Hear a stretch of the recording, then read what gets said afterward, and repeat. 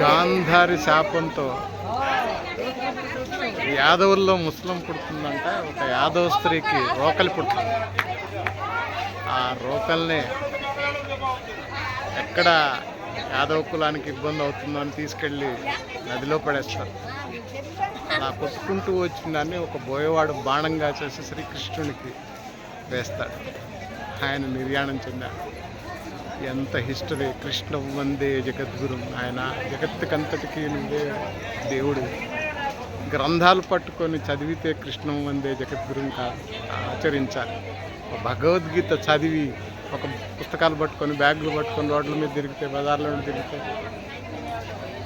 రాదు రాదు రాదు. ఆచరించాలి. భగవద్గీత నిత్య జీవితంలో ఆచరించాలి. చెడు ఉన్న చోటికి 100 మంది ఉన్నా పోవద్దు. చెడు లేని చోట ఒక్కళ్ళం కూర్చొని ధ్యానం చేసుకున్న ఇదిగో ఇలాంటి దర్శన భాగ్యం కలుగుతుంది. కృష్ణం వందే జగద్గురు.